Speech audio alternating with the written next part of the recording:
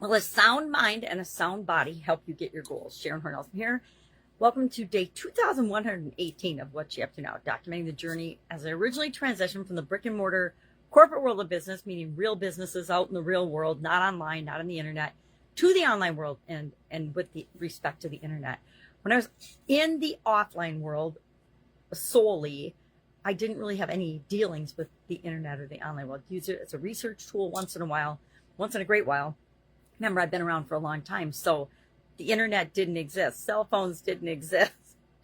Thousands of television channels and entertainment sources didn't exist as I was growing up through my education, through my public education, through colleges, through my corporate career, etc.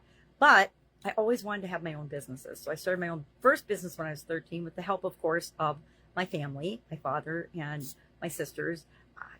Can't do it alone. There are very few businesses that we can run 100% solely on our own. And we don't even run those on our own because we got to have customers, right? We have to have people that we're serving or a market that we're serving or something that we're creating that involves interaction with other human beings. Well, our topic today for Get Your Goals Annual Challenge, this is I don't even remember how many annual challenge, but it's my 5th or 6th year in a row that I've done an annual challenge online and shared it with other people, so that I'm not just doing it myself, I'm sharing what I'm learning and I'm going through the process and I'm sharing the process with other people. And this year's annual challenge is the Get Your Goals Annual Challenge. And for it, I of course buried my lovely artistic props, actually written backwards so that they appear forward on my recording device, which is my Android phone, not an iPhone, which flips things automatically for you. In the Android world, we need to learn to write things backwards. And for somebody that's visually challenged, I give myself some kudos for actually being able to pull it off. Make mistakes sometimes, but for the most part, I can make it so that other people can read it.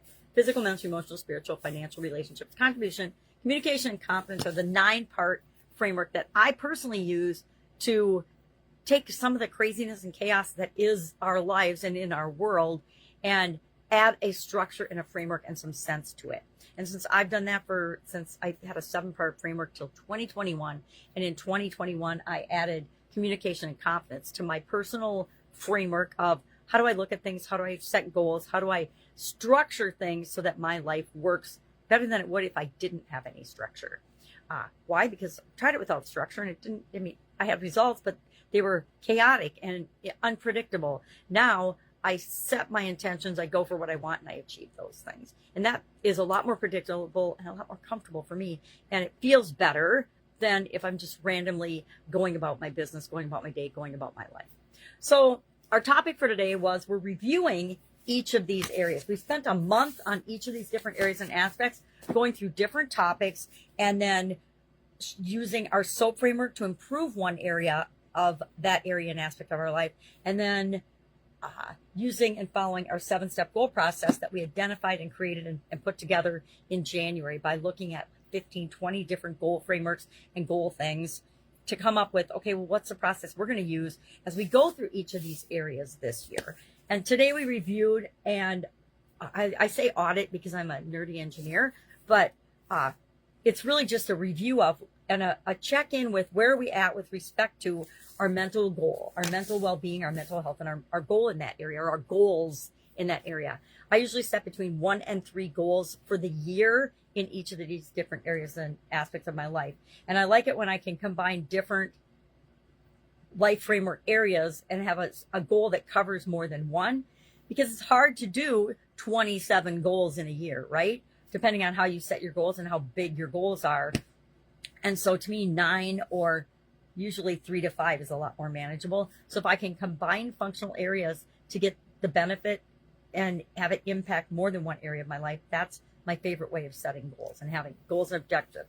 And then I like to automate the things that I need to do to achieve those goals and objectives so that me getting them by the end of the year becomes virtually automatic because I built them into my daily living, my daily life, and my habits and practices. So making sure that I achieve them becomes almost as automatic as the processes I use for setting them. Our idiom today for Supersize Your Business was a sound mind and a sound body, and how do they impact our ability to grow and build and supersize our business. We talked about that. Also talked about the importance of our organization's culture.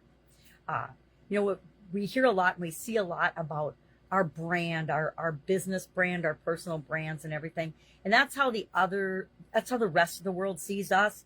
But our culture is how do the people and how do we inside our organization see ourselves? And that's different than the world usually sees us and our brand and the persona we put out there. And what we think our culture is often, and I had this even happen to me in some of my businesses where the culture I thought we were creating, once I did a review and an audit and check in, usually via some other mechanism, not me doing it. I mean, I would observe and pay attention, but what I see is, of course, prejudiced by my experiences, my thinking, my beliefs, my thoughts, my feelings, my beliefs about that particular business or organization. And so there's a lot of different ways you can do that. We used to have secret shoppers or secret customers, depending on the type of business, and it works both online and offline. How does somebody who isn't really a customer or part of our organization, how do they experience us? That it helps us to create our brand and our persona and the things and the customer experience. But how do we do that internally? I've actually hired people in my different organizations to come in and be observers and experience our culture in order to find out what was really going on. If I notice that the results that we're getting as an organization don't seem like they fit with the culture and the way we say we're doing things, and that there's mismatches and there's challenges or there's problems or there's quality defects, that always causes me to dig deeper and look at what is the systemic or the bigger problem here, because it's usually not the symptom that we're seeing. And I learned that as decades as a quality professional, a quality manager, quality whatever, VP, all those crazy titles that they give you in corporate America. How does this result come from?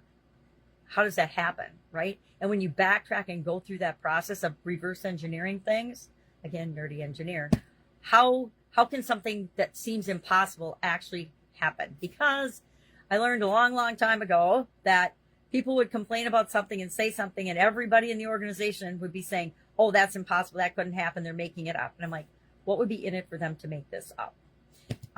And the flies in the cake story is probably one of my most horrific, but actually a great example of how I had to backtrack and figure out, well, how could flies actually come out of a graduation cake and ruin someone's graduation party? Horrific, but true.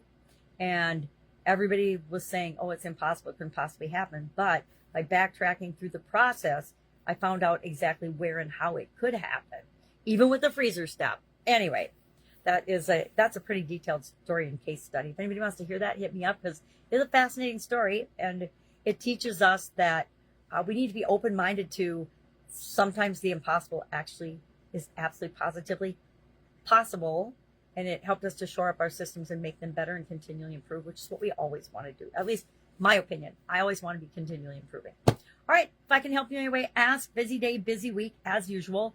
Coming into the holidays. Thanksgiving's early this year. Christmas is the same as always, but it's on a weekend again, Sunday. I think it's Sunday, Monday. I think Christmas Eve is Sunday. I'll have to look and verify that because I haven't really looked that far ahead. All right. Any questions, ask. Otherwise, I'll be with you tomorrow. Have a fantastic day and a fantastic week.